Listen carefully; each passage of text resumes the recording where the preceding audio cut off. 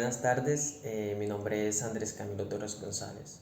Mi nombre es Emilia Daniela Salón Padilla y hoy les vamos a presentar el control de calidad en la fase preanalítica, analítica y posanalítica. Control de calidad en la fase preanalítica. El objetivo del control de calidad en la fase preanalítica es identificar correctamente al paciente, solicitante y prueba solicitada. Reducir al máximo las variaciones preanalíticas de los parámetros a medir. Evitar el deterioro de la muestra mediante los procesos de obtención, manipulación, transporte y conservación de la muestra. Como primero tenemos la verificación de datos del paciente.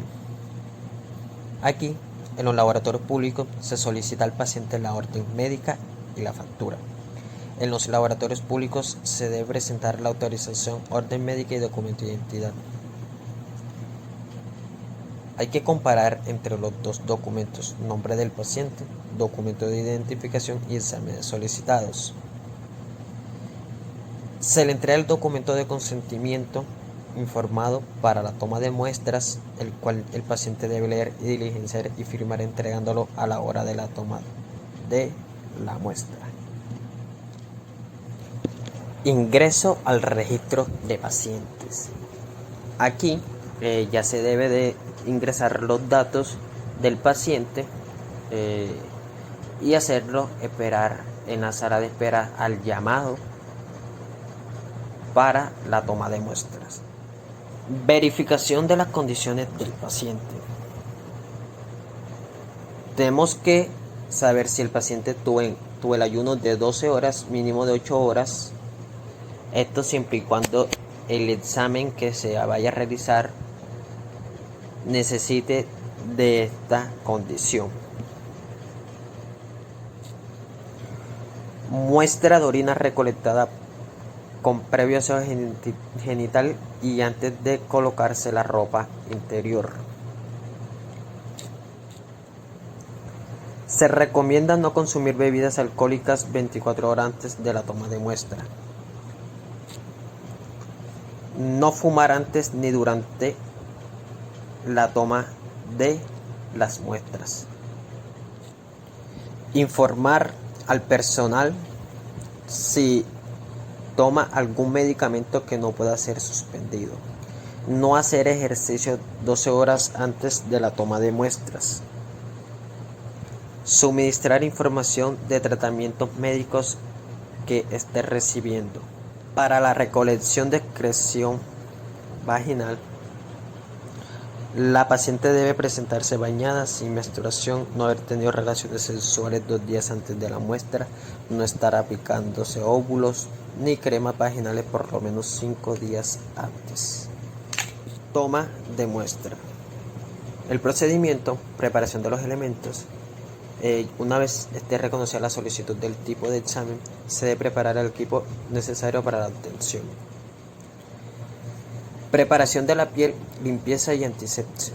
Lavarse las manos, hay que seguir el protocolo de lavado de manos clínico. Usar los elementos de protección personal necesarios para la actividad.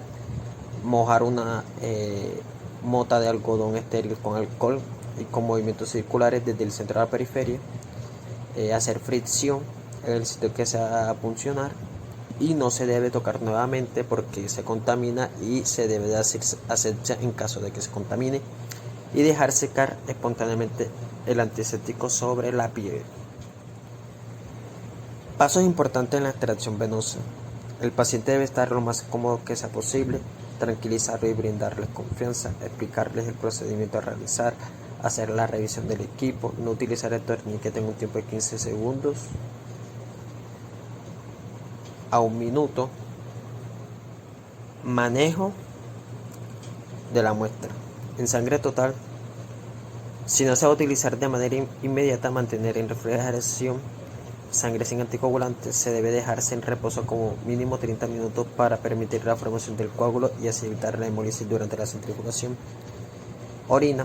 La muestra de orina debe ser analizada lo más pronto posible, de lo contrario debe colocarse en refrigeración. Urocultivos. Debe colocarse en refrigeración y procesar lo más pronto posible antes de las 24 horas. materia fecal puede mantenerse a temperatura ambiente, secreción vaginal y uretral. Se debe verificar que el tubo contenga suficiente solución salina, 1 mililitro aproximadamente. Y esputo debe recolectarse a las horas de la mañana con ayuno y sin haber utilizado productos de limpieza bucal. Mantenerse refrigerado hasta su preparación. Pasos para el control de calidad en la fase analítica. Se debe controlar todos los elementos necesarios para los análisis, tales como el agua, los reactivos y los. Primero, control de los elementos. Control del agua. El agua es el elemento más importante utilizado en los laboratorios clínicos. Por tanto, su verificación debe ser tan estricta como la de los otros reactivos. Control de los reactivos. Es necesario verificar la fecha de vencimiento y la fecha del lote. Debe ser igual a la que se han venido utilizando anteriormente. Deben estar a una temperatura de 2 a 8 grados centígrados. Tercero, chequeo de los equipos para procesamiento de muestras. Se debe realizar las respectivas verificaciones por las casas comerciales para así garantizar sus óptimas condiciones. Control de calidad en los colorantes. Las causas de error en el proceso de coloración pueden ser: el cristal violeta tiende a precipitarse. Si se observa esta precipitación, procedemos a filtrar. La evaporación puede ser causa de mal funcionamiento de los colorantes. Las placas que no han sido previamente limpiadas o desengrasadas pueden ser causa de mala fijación y tinción de las muestras. El exceso de calor durante la fijación provoca daño físico en la pared celular de las bacterias, que puede afectar la retención de los colorantes. El lavado muy fuerte de la placa durante las tinciones pueden ocasionar desprendimiento de la misma. La proporción no adecuada de los componentes de la tinción. Algunos colorantes como la safranina y la fucsina pueden contaminarse. Si esto sucede, procedemos a eliminarlo o a descartarlos. Control de calidad en los medios de cultivos. Los medios de cultivo deben mantenerse siempre en refrigeración. El material que ha sufrido cambios de color o cambio en su consistencia deben ser descartados. Por políticas de las empresas, en cada cambio de lote se realiza un control negativo y uno positivo con cepa de E. coli. 6. Control de calidad en el lavado. Diariamente se controla el lavado del material enfocándonos en el jabón y en la grasa, de acuerdo al procedimiento de lavado y desinfección del laboratorio clínico. Control de equipos biomédicos. La calibración del equipo. Los equipos que requieren un exacto nivel de precisión para obtener resultados seguros requieren una calibración periódica. La fecha de calibración, la frecuencia y el resultado deben ser mantenidos dentro del laboratorio clínico. Control de los refrigeradores y los congeladores. Se debe hacer un control diario, uno semanal y uno mensual. En el control diario se debe controlar la temperatura de los refrigeradores, colocar un termómetro dentro del refrigerador en un lugar seguro, registrar la temperatura del refrigerador y la congelación a la misma hora todos los días. En el control semanal se debe ajustar la temperatura y, si es necesario, tener una alarma. Este debe estar entre los 2 y los 8 grados centígrados.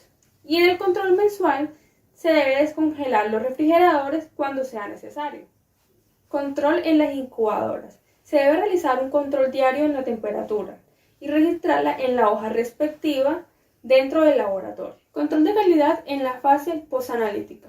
El resultado de un análisis debe darse de forma oportuna, que pueda ser útil tanto para el paciente como para el médico. Son funciones de esta fase posanalítica: la validación definitiva de los resultados, observación de los intervalos o rangos de referencia de la población, oportunidad en la entrega, formatos adecuados para el reporte y comunicación con el médico. Se deben confirmar los resultados antes de ser impresos o validarlos en la base de datos del laboratorio. Y un seguimiento de todos los resultados. El informe de resultados debe darse de manera clara, precisa y evitando ambigüedades. Debe incluir anotaciones que puedan ayudar al médico a entender y comprender el valor reportado. Los resultados del control de calidad interno se usan para validar los resultados de pacientes.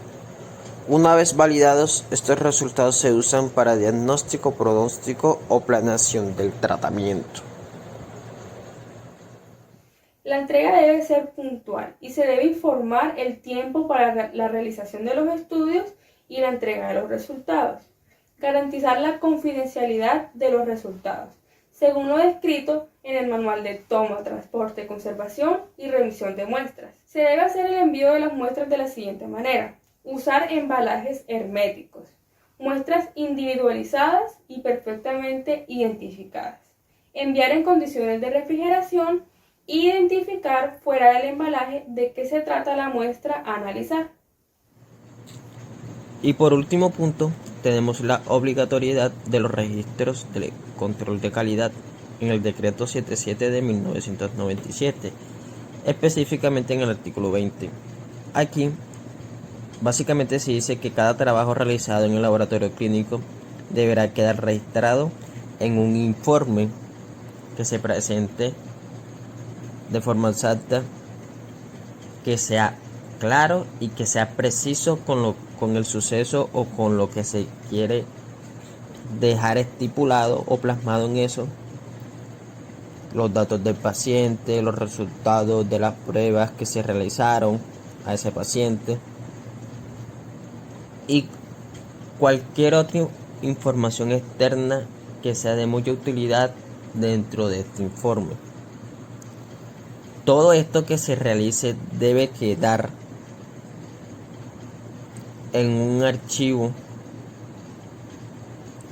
que esté activo por lo menos un año. Ahora, estos controles de calidad que se hacen deben estar conservados también como mínimo un año. Se pueden conservar medio físico o medio digital.